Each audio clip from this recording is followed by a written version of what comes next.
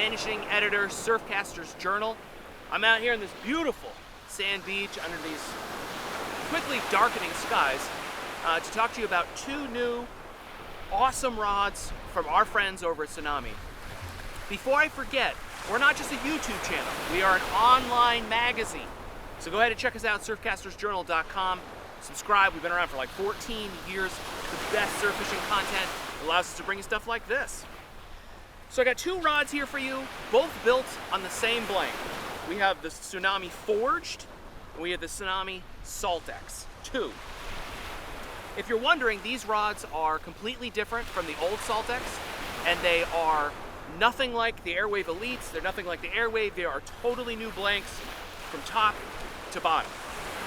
Now, I've already mentioned it, they're the same blank. The Forged and the SaltX II are both identical same blanks, they're just finished in different colors. The Forged is black, and the SaltX II is like this midnight purple, like Dodge classic muscle car color. They are $150 difference. The Forged is $250, the SaltX is $400, $399. You might be asking yourself then, why would you pay an extra $150 for a rod with the same blank? Well, let me tell you a story. I actually tested the prototype Forged rod. I used it for about 2 weeks, and I really liked it. It was laid out a little bit different, but it was pretty much just like this. And I had some okay fish on it, 20, 25 pounds, which I was fortunate to even get those in a testing period. And I really liked it. And if you heard me talk about rods in the past, I don't really care about fanciness. I don't care about fancy guides or fancy reel seats or, anything. I really wanted to throw the top rating, and I want it to be durable, and I want to spend as little as possible. So to me, the Forged seemed like a done deal. It seemed like this was the rod that I would buy. It seemed like the rod that I would recommend. Why would you pay $150 more for a rod with some kind of eyes on it or guides or whatever?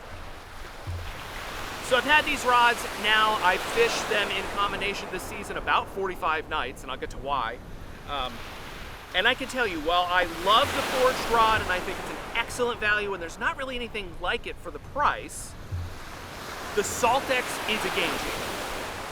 I absolutely love this SaltX II. I cannot speak highly enough of it. Of the 45 nights that I've used these two rods, I've probably had this one out 41 to 42 of the nights. I have fished this rod this year more than any other rod in my quiver, even my beloved GSBs. I love it so much, and it all comes down to these amazing titanium Fuji RV guides and the layout, the guide layout of this rod. It casts phenomenal, but because the guides are so light, it recovers insane.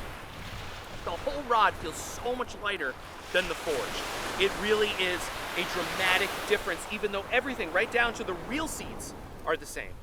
To the point where I had to text the sales rep and say, look, Tom, there's no way these are the same blanks. They have to be different. And he said, no, it really just is these amazing titanium guides. The responsiveness of the rod, the sensitivity of the rod, the recovery of the rod, everything. It's so much better. It's phenomenal. I cannot overstate it. I have been using this in every situation. Open sand beach like we have behind me, boulder fields, back bays, estuaries, the whole 9 yards. It is a do-it-all rod. These are both rated 3/4 ounce to 3.5. They both easily cast 5 ounces. They don't want you to know that because they don't want you to go out there and try to cast 5 and 6 ounces and blow up your rod. I have had no trouble casting 5 ounces. And I mean really casting, not just lobbing. So they do pretty much anything you would want. They'll cast a super strike, any of the super strikes, any of the gib plugs, any of the north bar plugs, any of the guppy pencils, any of the 24/7 stuff, any of the bread and butter stuff that you might be using, these will cast it. They really, really cast anything well. Aerodynamic, non-aerodynamic, you could eel with them if you wanted. Probably not the best rod for that, but you could definitely do it. And I've been very fortunate actually to get some 30 and 35 pound fish on the SaltX II this spring. I had a few nights that were really good. And I was using the rod because I liked how it cast so much. Pause.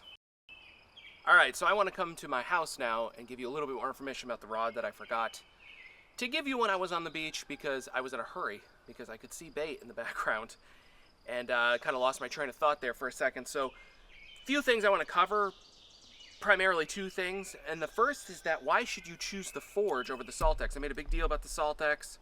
I'm going to make more a bigger deal of it as the video continues, but why should you choose the Forged? The Forged is still a fantastic rod. I think you should splurge for the SaltX, as I'll say again. But the Forged is so good. It's so good. In a vacuum, without knowing about the SaltX, I would still give this a very, very highly recommended. It's just not a premium rod because it's not priced like a premium rod. You could buy 3 of these in a variety of the series for the same price as one rod and some of the other rod manufacturers that make premium rods. It's not quite as sensitive. It doesn't cast quite as well, but it still outcast many expensive rods and many of the other factory rods on the market.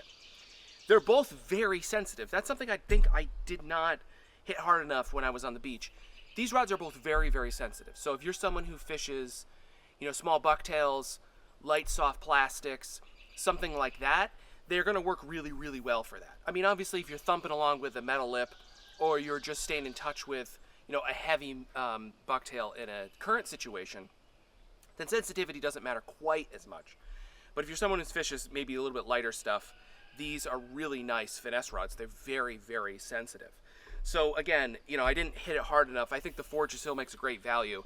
I just think that knowing that this exists, if you can afford it, I would probably pass on the Forge. To the point where I would say that if it was me personally, I probably would choose the 10'7" as my primary surf rod.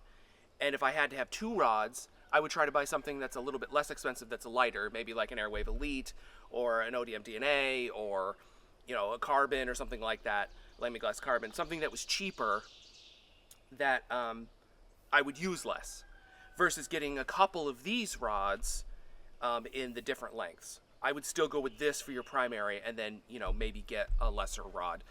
Maybe get one of these, but, maybe choose something that's a little bit less expensive. The other thing I didn't talk about very much at all is the actual action of the rod. I talked about the casting. I talked a little bit about the fighting. They're both truly moderate fast rods. A lot of moderate fast rods that are listed today are extremely fast, and the fast rods are very fast. Rods from Shimano and ODM and quite a few other brands, Daiwa, they say they're medium fast, they say they're fast, St. Croix, but they're fast or they're very fast. These have a nice soft middle. I mean, I don't know how clearly you can see this, but just by wiggling this back and forth, this portion of the rod is bending. When you do the same thing with a faster rod, all you're going to do is get a lot of wiggle up at the tip. When you're fighting a fish with these, you're getting a lot of power down low. And I talk about this in a second when I talk about fighting smaller fish versus larger fish and how you have to depend on the lower portion of this. But the fact of the matter is that even when you're casting, it is fairly fast when you're casting. If you're casting something heavy, it bends into the blank, which is why it can cast higher than its rating. I just want to add that the action of the rod's pretty moderate, actually, shockingly so. So they cast a little bit faster, certainly than a GSB or a Stealth or something like that. But then when you're working a lure or you're working a fish, they really perform more like a medium to medium fast rod. It's pretty remarkable. I don't really know how they did it. So I just want to insert that here, and now we're going to go back on the beach, but I just wanted to reiterate why you should consider the Forged and also just talk a little bit about the action. One more thing. These are actually go together in reverse fashion. So I hope you can see this. The top half slides into the bottom half. I've seen the various benefits they claim of why they did this, blah, blah, blah. I'm sure they're true. I have no reason to refute them. I have not really noticed them. But the one thing I will say, by doing this, what they had to do is they had to thicken the wall of the top piece of the blank, and that actually makes this section down here, where it connects together, tougher. So it should actually resist impacts and stuff a little bit better even than your typical rod where the ferrule is flipped the other way, the normal way. This is reversed.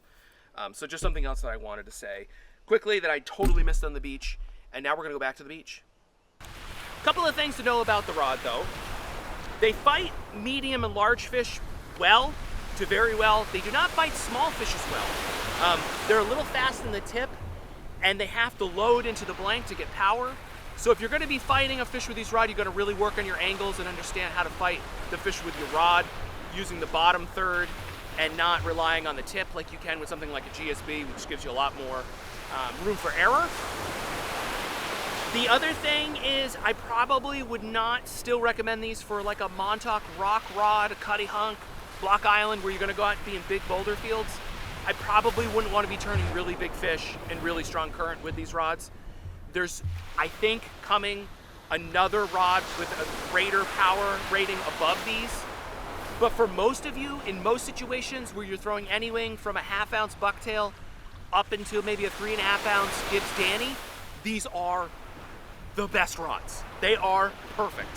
I really mean it. I think the SaltX, there's nothing I have casted even close to this price that casts as well as this does. I love it. I've become so addicted to it that it makes it hard to go back to my sloppier, heavier, admittedly tougher, and with a higher rating GSBs. No, these are not going to replace the 1321 GSB, you know, the 11-footer. No, they're not going to replace a jigster in the canal. They're not made for that. These are beach rods. These are open surf rods, back bay rods, estuary rods.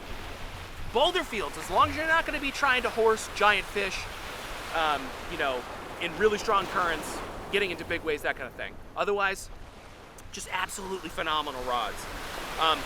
Another word of the wise, the SaltX in particular, it really responds better to thinner modern braids. If you're a fire line user, you might notice some line slap. Or if you're using 65, 80 pound braid, it also may not perform quite as well as something like the Forged would perform. I use 30, 40, and 50 pound braid with it. No problem, but I'm using a modern braid. You definitely are gonna get a little bit of slap with this guide layout and the size of the guides, these RVs, if you're using a thick line. There are a few little issues I've had with the rod. It's got a little bit of a gap here that can be weird. I lose track of it. I don't notice it after a little while. I'm not a big spiral grip guy. It hasn't really bothered me. And even on this one right now, the butt cap's coming off. I don't know if you can see that. I gotta glue it back on. But I've had that happen with $700 rods. So overall, very, very, very highly recommended. If you can, I would strongly urge you to go and splurge on the SaltX. It's 100% recommended, and you should go out and get yourself one. I'm gonna now cast these with a variety of lures. I'll list the lure at the top of the video, what one I'm using. So I'm gonna be using a Van Stahl with 30 pound Suffix 832 and the old SaltX with 40 pound Power Pro. So let's do that now.